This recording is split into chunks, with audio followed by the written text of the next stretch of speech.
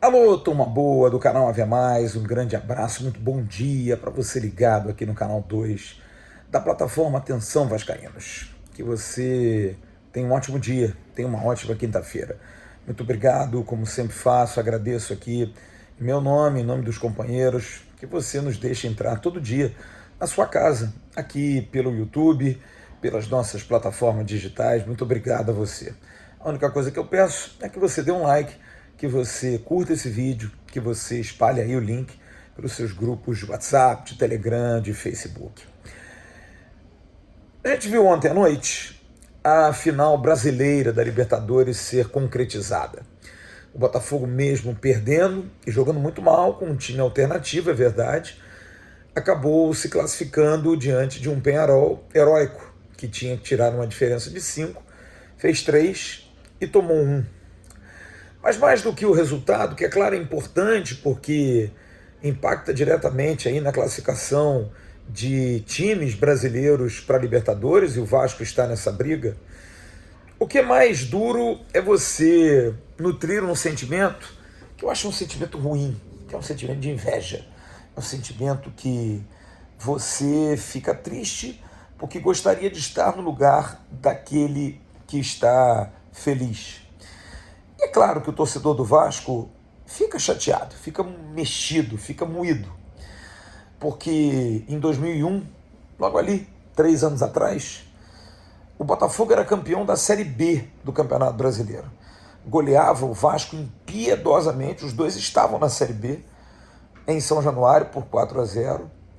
E a partir dali, o Botafogo, que veio a se transformar em SAF, cresceu dentro de um modelo com um mandante, um comandante, John Textor, que no início, eu me lembro bem, faz uma estreia contra o Corinthians no estádio Newton Santos em 22 e toma logo de 4. Fica sem rumo. E aí a dúvida era, poxa, mas como é que vai fazer isso? Como é que não vai fazer? E o Botafogo segue algumas atitudes meio que sem nexo no início do John Textor, que tentava se entrosar, tentava casar o seu jeitão mais bonachão com uma torcida muito conservadora, que é do Botafogo, uma torcida de gente mais antiga, mas acabou dando no breu, entendeu e conseguiu fazer times competitivos, mesmo mexendo peças, como fez com o goleiro Lucas Perry, o próprio Adrielson, indo para o Lyon depois do campeonato do ano passado, como fez com o Jefinho, jogador que estava brilhando no Botafogo, e ele também mandou para a França.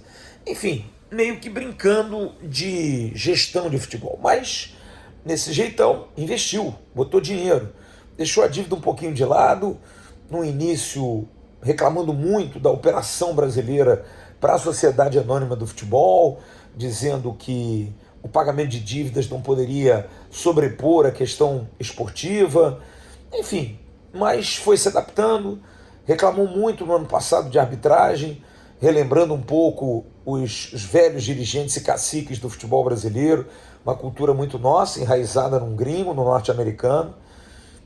E esse ano ele monta um grande time, faz investimentos pontuais, já investe na estrutura de administração da SAF, trazendo o Tairo, que é seu diretor executivo, que deu um jeito ao Botafogo, melhorando a questão do marketing, melhorando a questão do match day nos jogos do Botafogo, conseguindo alugar para grandes shows o estádio do Engenhão, ganhando dinheiro com o estádio. E o Botafogo está aí brilhando e chegando 3 anos depois a uma final de Libertadores. E o torcedor do Vasco fica muito triste. E eu sei que esse é a expressão, é a palavra. Por quê?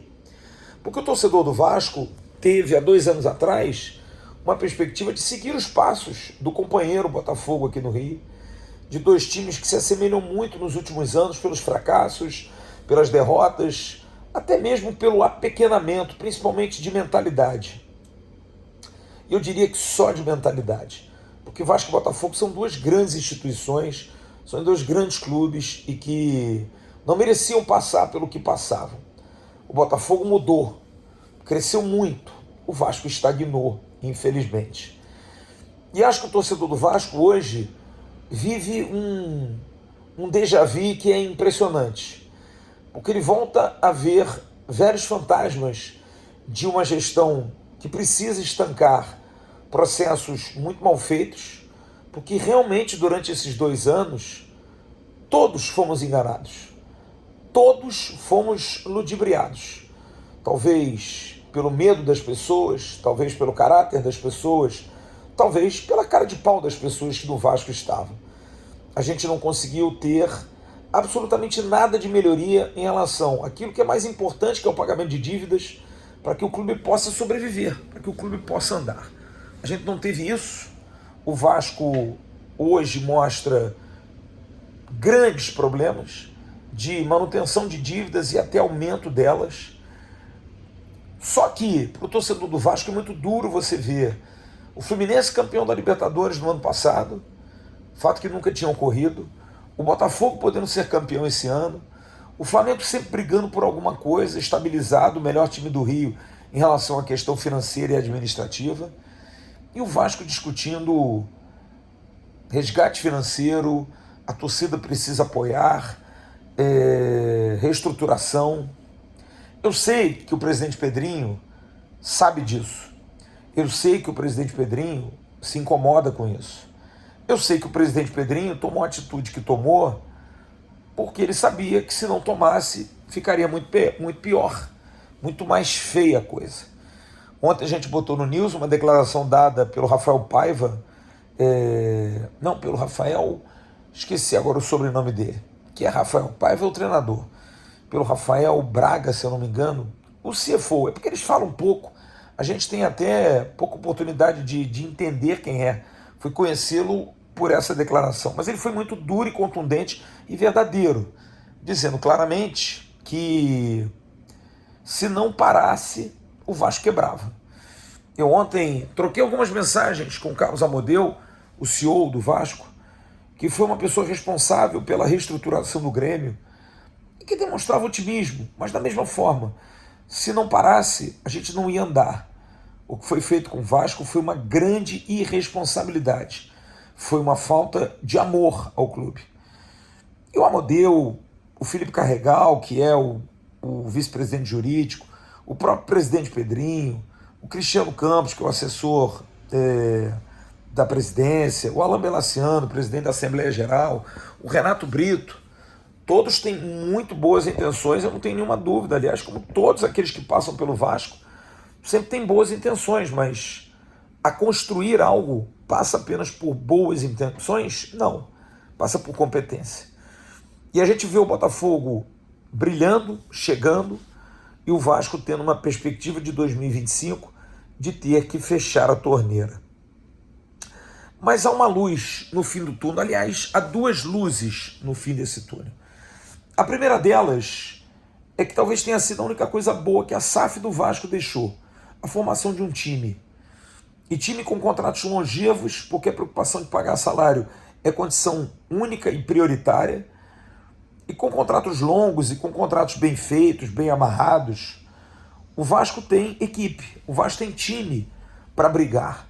É um time que hoje está na 9ª posição, ano passado foi 15º, subiu 6 posições, briga por Libertadores com grandes chances, o campeonato já vai dar uma 7ª vaga. E eu acho que o Vasco tendo Léo Jardim, PH, Puma, Léo, João Vitor, Piton, Hugo Moura, Matheus Carvalho, Paier, Coutinho, o próprio Maxi Domingues, Verrete, Adson voltando, Jair. Eu vejo boas perspectivas, com reforços pontuais, com o uso da base, que eu apoio muito, base para ser complemento e não solução, que é o que tem acontecido e que tem dado resultado com o Ryan, com o Leandrinho, com o Estrela quando estava bem. A gente consegue ter um time competitivo dentro de um futebol que eleva Botafogo e Atlético Mineiro, duas equipes que o Vasco jogou de igual para igual e tem jogado de igual para igual. Esse Atlético, o vice-campeão, ou campeão buscando o título, da Libertadores, ano passado o Vasco ganhou 2 vezes. O Vasco perdeu ano passado uma vez para o Botafogo em casa e ganhou em São Januário, casa do Botafogo, a derrota. Esse ano, o Vasco venceu o Botafogo por 4-2 no Carioca, lá no Engenhão, e empatou em São Januário em 1-1. Vai ter um tirateima na terça-feira. E contra o Galo, nós perdemos o primeiro jogo no Campeonato Brasileiro por erros totalmente nossos, individuais, um passe do Praxedes para trás, colocando o Hulk na cara do gol. A gente tem uma derrota em Belo Horizonte na Libertadores, ou melhor, na Copa do Brasil, jogando bem, fazendo um bom jogo. E no Rio, injusto, o Vasco não vencer o jogo. Jogou muito bem, jogou melhor do que o Atlético, amassou o Atlético. Mas assim é o futebol, não adianta, o si não existe. Mas comprova que um time minimamente armado, competitivo, pode conseguir fazer com que o Vasco, e aí vem o segundo ponto, bem organizado, pela gestão do presidente Pedrinho, que a gente possa vislumbrar algo melhor no ano de 25, porque eu tenho muita expectativa, como sempre acontece quase em todos os clubes, que a gestão desportiva é o que vai salvar o Vasco. E como sempre salvou.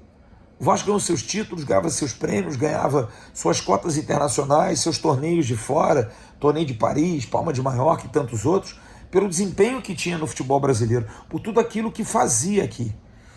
E eu acho que o Vasco tem condição, o Vasco podia estar hoje garantido numa final de Copa do Brasil, por um detalhe não foi. E eu acho que a tendência é melhorar, a tendência é em 2025 a gente ter um ano melhor.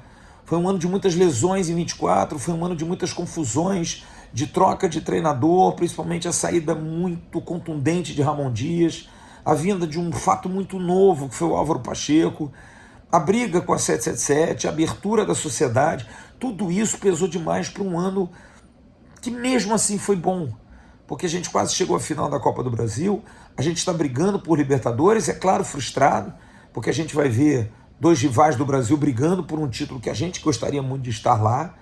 Ou você não teve saudade de ver o Monumental de Nunes na terça-feira e de estar lá pelo Vasco? Ontem, o centenário de Montevidéu, da mesma forma. Então são expectativas e perspectivas que a gente precisa medir. Se não é uma hora de botar a poeira para baixo, pensar um pouquinho que não é só terra arrasada, a gente tem uma perspectiva melhor, a gente tem uma situação melhor financeira, talvez conseguindo aí uma classificação boa no Campeonato Brasileiro, classificando para uma Copa Sul-Americana, onde você tem mais visibilidade, talvez tendo que vender um ativo, talvez o Ryan, a questão do elenco, como eu disse, buscar ter com o torcedor mais empatia, de um sócio-torcedor melhor, de mais publicidade, vender mais o espaço do Vasco. Me preocupa muito a questão de São Januário, porque a obra é fundamental, um estádio novo, mas é algo para daqui a 3 anos. E São Januário, esse ano agora, o Vasco é o time no Brasil que menos perdeu em casa, perdeu uma vez só, e nós não vamos ter São Januário nos próximos 3 anos. Tecnicamente, isso precisa também ser avaliado. Mas eu acho que a gente tem uma perspectiva melhor. Por mais que seja frustrante a gente ver os nossos adversários de novo brigando, os nossos adversários felizes, os nossos adversários crescendo, eu sei que é duro dizer isso, mas o torcedor do Vasco talvez tenha uma perspectiva mais animadora para 2025. No final de 22, essa era a esperança, porque o 23 viria como o primeiro ano efetivo da SAF, e não foi assim. E final de 23, o Vasco traz um diretor executivo gigantesco, que é o Alexandre Matos, perspectiva de investimentos, o Lúcio Barbosa, o então CEO, dizendo que era para contratar jogadores de mais alto nível, e a gente tem um 2024 terrível em relação à gestão. O que muda para esse final de ano é que a gente tem um time, a gente tem um grupo. E aí vem o segundo ponto que me causa muita expectativa. A gente tem um presidente, a gente tem alguém que entende todo esse nosso sentimento, que como nós, deve estar frustrado de ver o Botafogo chegando a uma final de Libertadores, e nós não. E nós aqui brigando, é claro, também por uma Libertadores, já é melhor, mas o Pedrinho me traz essa esperança de estar tomando uma atitude, porque eu estou um pouco nessa vibe, porque a gente já foi tão enganado por essa questão da SAF, que o Pedrinho tomou uma atitude de, com o liminar, governar o Vasco, levar o Vasco sem a 777. Era desconfiança inicial, hoje todos viram que deu certo. Agora, essa atitude de reestruturação financeira, apertando cintos, voltando com um discurso antigo, totalmente antipopular, de dificuldade, que o torcedor tem que apoiar, por favor, não nos largue. E eu tenho esperança que, apesar de ser um discurso duro para nós também, que há 2 anos atrás sonhávamos com um Vasco melhor, pujante, com mais dinheiro no mercado. Mas vindo de quem vem, eu continuo acreditando. Continuo dando esse crédito ao presidente Pedrinho. Porque é duro você ver o Vasco fora de tudo, o Vasco não brigando por nada, apesar de que esse ano nós voltamos a sentir o gosto de brigar por Copa do Brasil, e é isso que me traz a esperança. Porque tudo que nós vivemos esse ano, a gente não vive há muitos anos. E eu acho que a tendência é seguir. O foguete dificilmente dá ré. Por maior que a dificuldade seja, e vencendo, você mantendo um nível de competição bom, com um time com salários em dia, com briga, é claro que esse é um discurso extremamente associativo que me preocupa demais, mas se a realidade é essa, para que a gente possa ter um investidor lá na frente, que a minha opinião é a maior e única solução, mas vai vender para quem? Vamos pensar. Vamos pensar também se, para quem investe, vale a pena ter um presidente associativo no poder.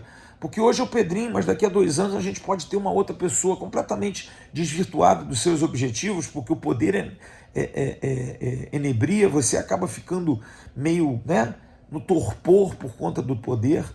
Então me preocupa muito a manutenção de um sistema que para mim é falido, que é o sistema associativo.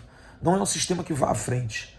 Como eu também discuto o sistema do Texor na SAF do Botafogo, não gosto desse modelo totalmente centralizador, mas eu quero acreditar que a lei da SAF no Brasil seja uma lei fadada a essa discussão. Porque talvez ela não dê tão certo, porque é necessário você ter quem mande. É necessário que você tenha alguém que seja a palavra final, quando no normal é que a empresa possa ser tocada com cada um das suas, dentro das suas funções, possa confiar em fazer um bom trabalho. Que um não desconfie do outro, que um seja mais boleirão do que o outro. É isso que não pode ser. Mas eu acredito que a SAF do Vasco perdure, o Vasco vai conseguir um parceiro comercial, vai conseguir um investidor e o presidente Pedrinho vai estar inserido.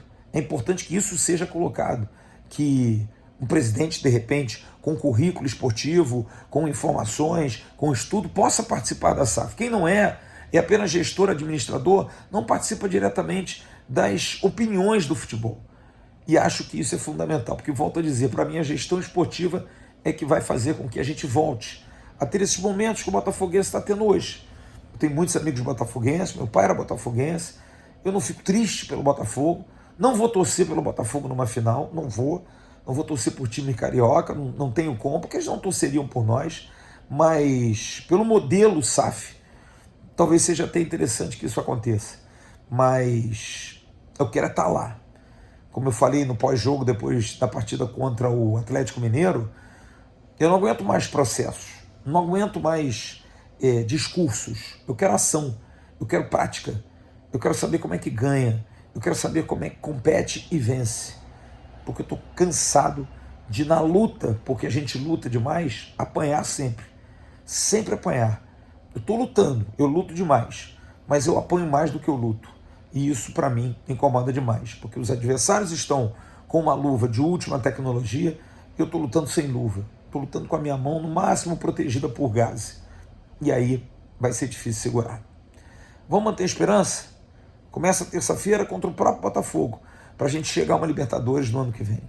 E acreditar num bom time, num time competitivo que a gente já tem, com reforços pontuais, e com uma gestão que resolveu, através da credibilidade do seu presidente, abraçar uma causa que ninguém teve coragem de abraçar.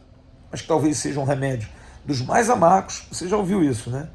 Mas que talvez dessa vez dê resultado. Tá bom? Daqui a pouco tem um Bom Dia Gigante com Emerson Rocha. Tchau.